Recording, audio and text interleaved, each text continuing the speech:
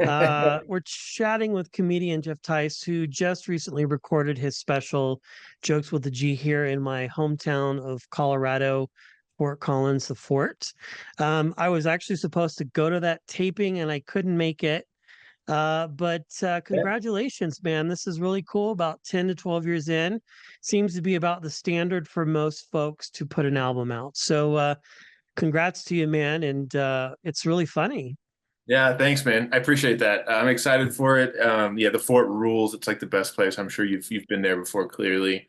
So great. I came up with David up in just through comedy. We've done comedy together since pretty much each other's start of each other's careers. So we're real close. And yeah, that weekend, I remember it was like -10. That was that cold snap we had. And I was shocked that anyone showed up. I was like, thank God that anyone is here because it's Yeah, it basically was pretty nasty.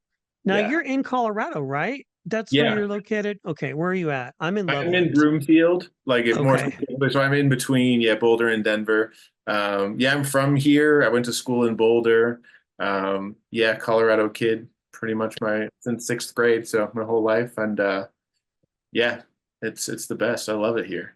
So we know the same people, Dan Bublins, Jeff, all those guys. Yeah. Oh yeah. I'm Oh sure yeah. you've probably even performed here in Loveland at Verboten Yep. or Slice. I don't probably not, maybe Slice and Roll on the open mic night. I don't know. Yeah, Or yeah. may, And then yeah, okay. I've done Verboten. I actually did the poster for Verboten. I did the so if you see the poster for Verboten, I did the graphic design for that. Yeah, I've been friends with Jeff for a long time. I know Dan, but not as long as I've known Jeff. And then yeah, there was another Loveland show, Drats. I think Jeff ran it at Drats Brewing. And Yeah, there's that one, and then there's I can't think of the name of it. The name always escapes me. yeah, Um, but I digress. I know there's Verboten, and then there's the other one, Lovelandale Works, yeah, the doc yeah, shows. Very cool. Well, yeah, I gotta tell the people over at Shark Party, like anybody that's in the Colorado area, we need to just try and do these in person if possible, totally. because anytime you guys perform, it's always fun to watch. So this is a big deal. Yeah, Um, usually it's about 10 to 12 years, it seems, when comedians, stand-ups decide it's time to put out their special. So you have to figure out 45 minutes to an hour. For this one in particular, like what was your process deciding what jokes you were going to put in, what you were going to take out, and figuring out the best way to go about it? I know it's a bit of a big question, but yeah. it's different for everybody. Totally. Yeah, I think for me it was there was a factor of one, I don't have a fan base per se. Like I'm not a famous comedian, but I'm at that point in my career where I have a body of work that I would like people to see. Part of that is also I'm getting sick of doing some of these jokes. I'm Yeah. also outgrowing some of my jokes. A lot of things that have happened in the last few years. I'm a new parent. I have a toddler. I've been talking about that on stage a little bit more. I think I'm just a different person. Clearly, it changes so fast with kids Yeah. and just my perspective in general. So that was kind of, it lit the fire under me to get rid of, quote unquote, get rid of. I say that as if I'm putting it on Netflix and the world's going to see it. It's more I'm just pushing myself to turn over new material. I want to have that fitness to be able to, if I ever am blessed with the ability to have people see my stuff when I actually release it, that would be awesome. But I just want to be able to learn how to turn over material fast enough and force myself to put this out. So when I put it out, it's going to be out May 17th. The album comes out, and then I'm going to put it the film, everything, the screening, the actual special on YouTube for free the same day. So yeah, I'm treating it kind of like a an awareness campaign. Really, it's more of like, hey, I do comedy. Check it out. So it's just that point in my career. I'm ready to move on from a lot of the jokes that I put in the special. I'm super proud of them. I love a lot of the material. Picking and choosing was interesting because there's some jokes that I haven't told in 5 years on Okay. stage, and and there's a big chunk that I didn't put in the special that I'm more doing on stage now, but those older jokes felt really weird. They were kind of like, you feel, I don't know if you feel like a fraud, but you feel weird doing them Yeah. because you're just not like, this isn't me anymore. But they work, they went well. I put them in the special and on the album. Let him go live now and be out into the world somewhere. So Yeah, yeah, I get it. Like some might not have the same relevance maybe as the others do. Like if you're telling something about when you're single, but now you're married with yeah, kids, it's kind of like I've heard that before in different circumstances, mostly from comedians who do like, AGT and that sort of thing, where the producers pretty well decide the material and they want them sometimes to tell jokes that they haven't told in like 10 or 15 years, yeah, but like killed at like a dry bar comedy special, yeah, and then yeah, it's like, totally.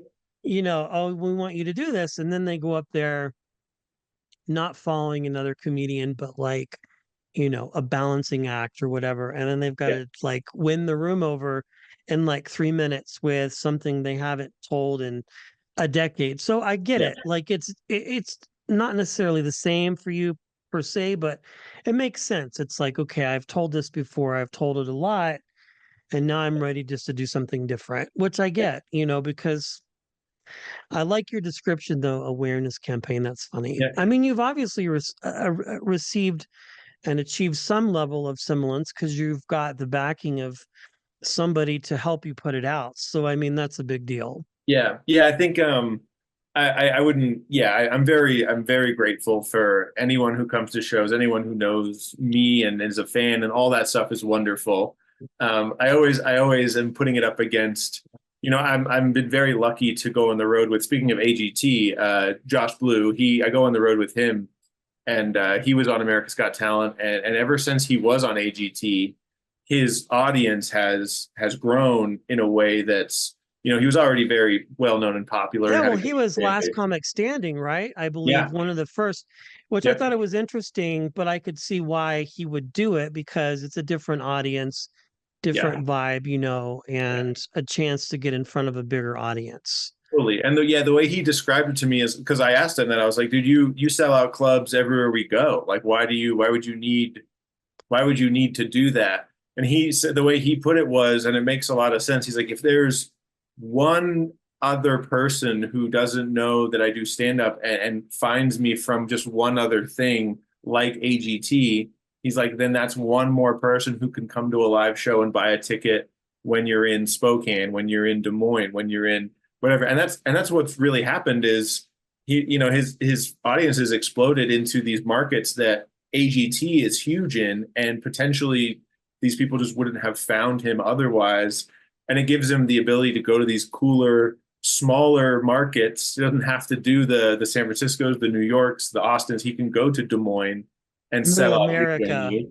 Yeah, it's awesome. And it's really fun, and it's fun to see his crowd. So when I say awareness campaign, I think of it through the view of the way that Josh has like told me and taught me and just been like, hey, just one more thing to put out there to get people on board and to see you. He's like, it can't hurt. Just keep putting yourself out there, keep doing it, and it's just slowly chipping away. He's like, you're not going to have this one big thing that makes you launch, like maybe, but he's like, that's obviously super rare and unlikely. So he's like, just do it, put it out there, move on, do something new, put it out there, move on.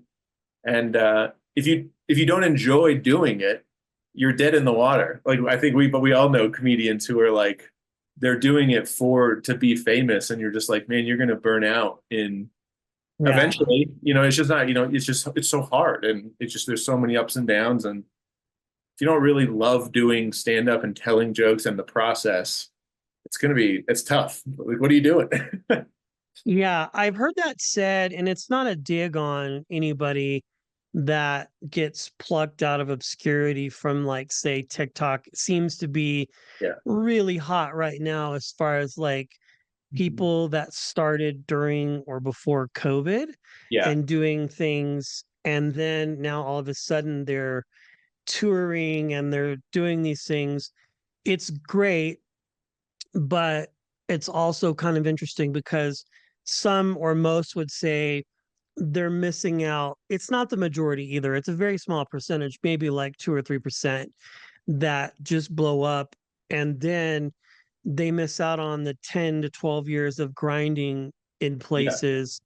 But it's a chance for them to experience it, and hopefully they don't fizzle out quickly, right? Yeah. Because they've gone from doing this to like now they're in theaters. I guess it would be different if they're open, like the mailman guy got discovered by Gary Owen and now he opens for Gary, but Yep. Gary keeps him pretty grounded, it seems, Yeah. in, is not like just putting him up in a theater with 5,000 people. Yeah. Um, but I guess if that's how you get discovered, I mean, I suppose, Can't. you can't really knock it though, Yeah. right? Exactly. That's how I feel. I think for me, if you're, it honestly just comes down to respect of what you're doing and respecting Right. your audience. Really, like it's I come from the background of stand up, and so my perspective and lens is like if you're not paying your dues and doing the stand up route, there's that reflex to be like, well, it's not as legitimate as XYZ when that's Yeah. not really true. That's just how I have been told and come up my whole career. I think you Yeah. get further into the industry and your career, and you realize that one, the only thing that matters at a certain level is selling tickets. If you're selling tickets like industry wise, for talking about like selling out these theaters and putting butts in seats and having people come see you is what the industry wants you to do. You might be the greatest stand-up comedian of all time, but if you can't sell tickets, then you're just kind of like, okay, great. And we know a lot of people like that too, who are the best we've ever seen. And they just, for whatever reason, the pieces didn't come together over the years for them to get their voice and get their person out into the world for people to come see. And to that end, I think, like YouTubers and people who are big on Instagram, I've opened for a couple YouTubers and a couple people off of Instagram who are like super popular on Instagram. One guy I opened for, I won't say his name, like sold out Comedy Works multiple nights in a row. His feature act was like a good stand-up comedian. His feature act did more time than he did because he just didn't have the time to tell the jokes. And then he just kind of was up there doing like a live version of like one of his like Instagram reels and his YouTube videos. The crowd, so and that I say that sounds like I'm being, No, disparaging. I get it. I get it. But then the crowd loved it. Everyone had a great time. He did like a meet and greet after. People were like talking to him at like that was the experience for them. That's what they wanted. They wanted to see and hear him do his thing specifically. It wasn't for me. I wasn't, I'm more of like I want straight stand up, but Yeah. that's not what the audience wanted. So who am I to say that that's not legitimate and or acceptable? Everyone who left had a great time. So Yeah. great. Like if you find success where you can find it and go for it, like that's great. Yeah. I think, like you said, as long as you have the respect of the craft and the respect towards the people that you might be with in a club or whatever. Yeah, it's funny. Somebody's like, I can sell out Comedy Works, but I can't sell out. I think it was, yeah, like, but I can't, Pete Holmes, but I can't sell out, you know, Gary, Indiana on a Friday night. Like, what the Totally. heck? You know what I'm saying? Yeah. And it's interesting. Yeah, I've not seen any of these people that um have found success or fame through like social media live in person. Nate Jackson, I think, is the only one that I saw. Yeah. And that was pretty much a crowd work show for the most part. Like Yeah. he does stand up, because that's what people want. But I would say out of an hour, about 30 minutes of it was actual stand up. Yeah. And then the rest was crowd work. But that's what people were coming for, was because they wanted to be roasted, right? Like, Totally. and I Yeah. get that. Like, Yeah. there are comedians for that, but I digress. I Yeah. think you're awesome. I think you're funny and you sell the Ford out. Obviously, you sell out Comedy Works. Yeah. So you've found your lane and you've continued to go up. You've got the special. Now what's next? Like, you've written the jokes, you've performed them. Do you continue to economize those jokes when you perform, or do you shelf them and just work on new stuff, maybe sprinkle in greatest hits once in a while? Yeah, I think it's more the latter there. I think I've been doing a few shows here and there, and like the longer sets that I've been doing around town, I just don't have enough new time to cover 35 to 40 minutes. So I'll just do 10 to 15 of the new stuff that I'm working on, and then sprinkle in, things that I'm still excited to tell that are on the special. There's some jokes on the special I will forget exist and I will never ever think about them ever again. But yeah, I think that's it for the most part. I'm just in that zone now of just trying to work on new stuff, coming up with ideas. I've been really enjoying going to coffee shops and just sitting and writing premises and jokes and just really trying to hash it out. That with that, as you know, comes the pains of bombing with new stuff, and you have to kind of pick and choose your battles of when to try that stuff. Like I Yeah, for recently, sure. yeah, that's terrifying. I recently hosted Adam Caton Holland, a great comedian here in Colorado. The best. He's the best. He's the greatest. And like he had me, I hosted his 20-year anniversary show at Comedy Works, and he's been a really, really good friend over the years. He's done so much for me, just personally and professionally in comedy, which has been so nice. And I have this new chunk that's pretty personal about some health stuff going on in my life, and I was like, it was the second time I had tried it, and the first half of my set was like crushing, doing so well. I did the new stuff, and it was like too new and also too personal and probably like just not the vibe of the room. And everyone was like, Uh, you could just feel them. They went well, but they were just like, I could feel them just pull back like, oh, this isn't, it was just a little too much. And so, and then, the rest, then I was just like, all right, moving on. Let's just do the rest and get out of here. So yeah, like moments like that, it's just a ton of the barometer, just finding when and where these new jokes fit, and then just forever tweaking them, until they work really well and whatever. I did a show the other night, and I don't know if you know Michael Isaacs. He's a great local comic here in Colorado. He's amazing. He's just so creative. Like I love watching him on stage. He's one of those comedians that just thinks completely different than everyone you've seen. He's so much fun to watch. But I did a joke and he came up after me. He goes, "Did you put that joke on your album?" And I was like, "Yeah, it's on the special." He's like, "Good." He's like, "I won't tell you the tag then." And I was like, "No, Funny. no, it's fine." And I was like, "I'm still going to do the joke." And he goes, "Oh, okay." And then he gave me this really great tag that, part of me is like, damn, that would have been perfect for the recording. But, I'll still do the joke. I'll still, I'm not throwing really much away. So it's fine. Yeah, I mean, even still, like if a joke is quote unquote perfected, and let's say you did put it on an album, always, that's why comedy is an art form. It's always changing and evolving, right? Like Yeah.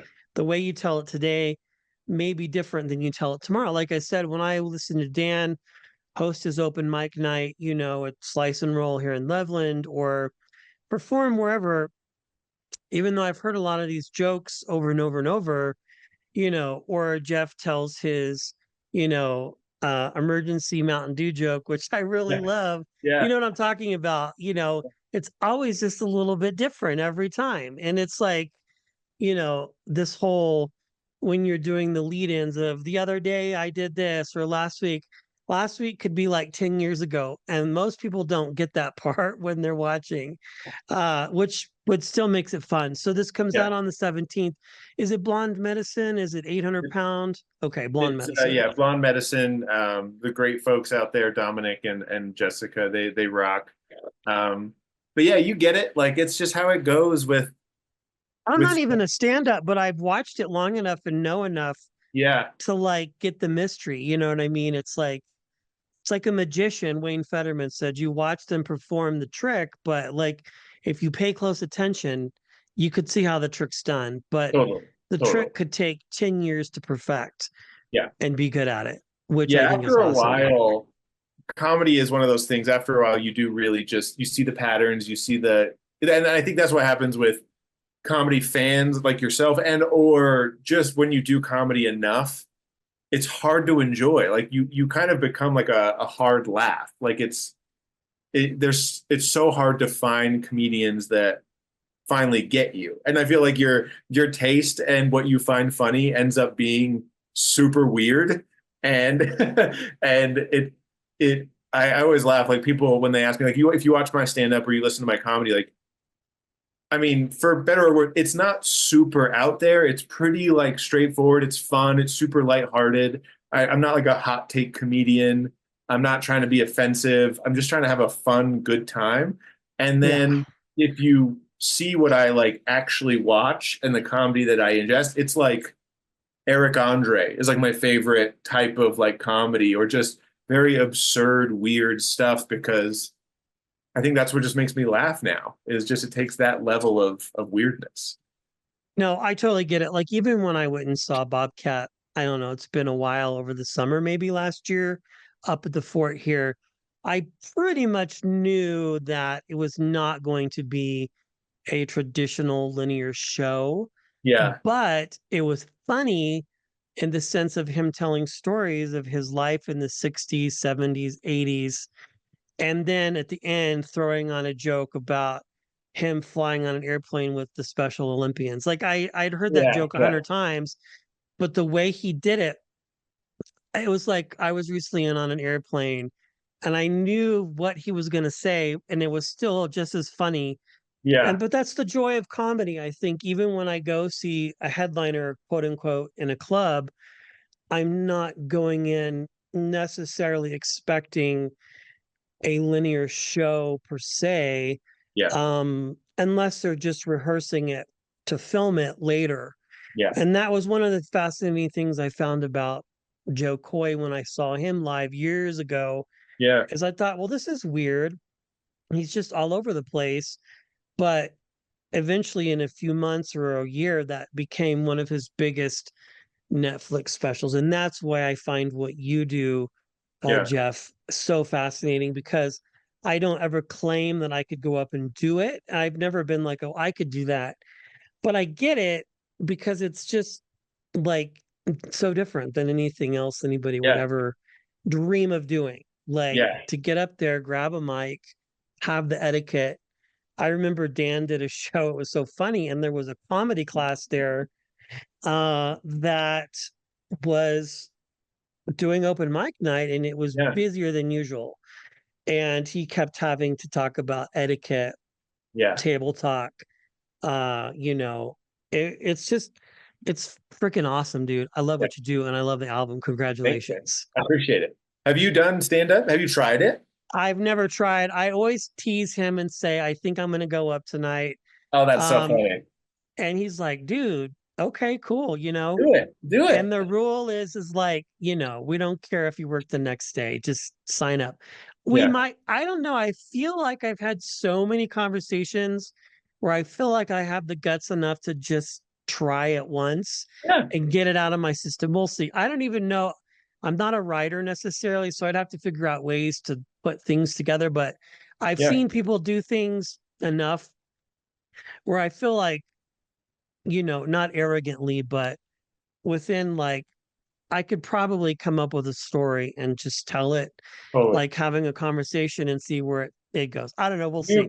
You've clearly been to enough open mics to know that you're better than a lot of people you've seen. You like Probably, yeah. But it's fun 100%. too watching like headliners or whoever kind of sneak in Yeah. and do stuff. But Yeah. anyway, we'll see how it goes. I'll DM you on Instagram if I ever get the guts enough to do it. But we'll Would see. love to see There's it. another Yeah. one coming up here in just a week. We'll see.